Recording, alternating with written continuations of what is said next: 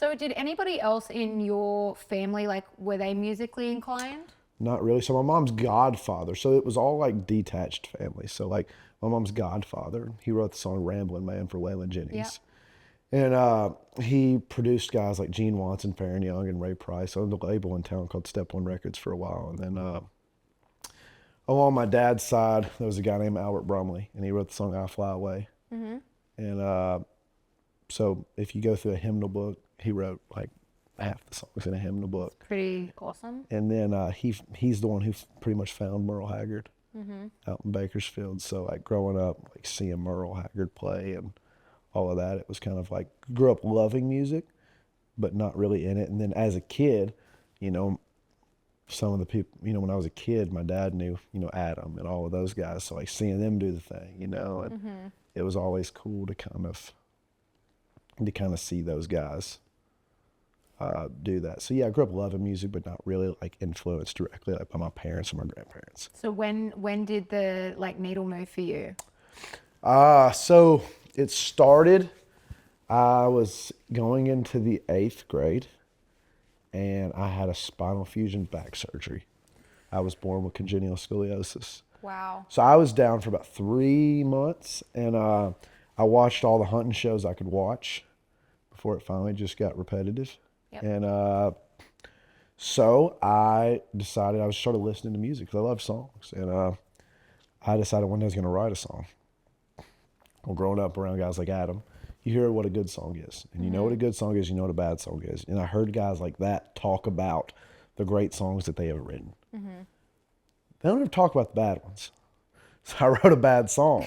And I was like, oh, those guys don't write bad songs. This is not for me. This cannot see the light of day. Yep, this is not for me. I'm going to quit and never do this again. So I didn't do it again.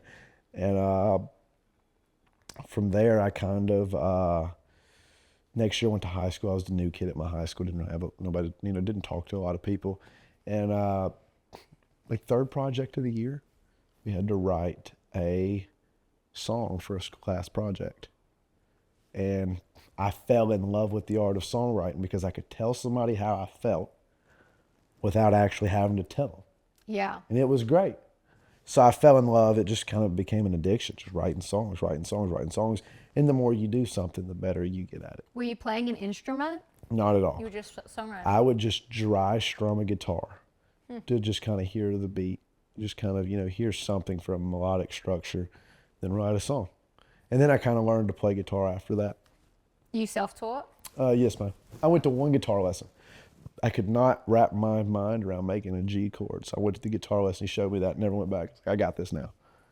So figured that out and just kind of fell in love with it. I learned to play guitar in like a couple months, which is really fast for a lot of people. But like when I picked it up, I never put it down. Mm-hmm. So I learned how to do it a lot faster. And so then when did you decide that this was going to be a career thing for you?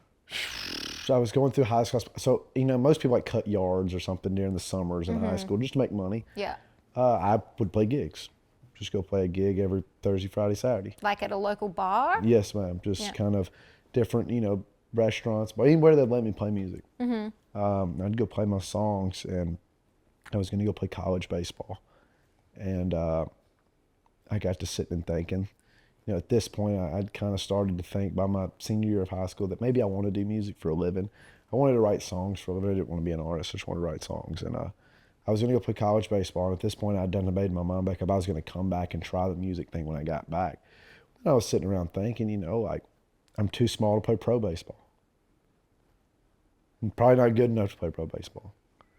So I'm going to go waste time and money on a degree that I'm not going to use. Yeah. That didn't make any sense. So I was like, I'm going to cut out the middleman. So I talked to my parents. I said, I'm not going to go do that. I'm going to chase this music thing. My parents wanted me to go to college, like a community college, just to set up a backup plan. And Chase Matthew ended up talking them out of letting me go. And talking about it, letting me go, and just saying, hey, give him a year. So they gave me a year to kind of see if I could turn music into a job. And at the end of that year, I was able to turn it into a job and start making money at it, and didn't have to go back to college. And so what's the the conversation internally with your family now? They're just like obviously very proud. They're super proud of me. Yeah. You know, it's always what's next. Yeah. It's always what's next. You know, we're thankful for where we're at. You know, there's two type of people. There's a type of people that sit and look at a picture and say, "Oh, look what I painted," and there's somebody that's saying, "Oh, let's paint more." Yeah. And so it's always kind of this, you know, thankful for where we're at, but let's go paint a bigger picture.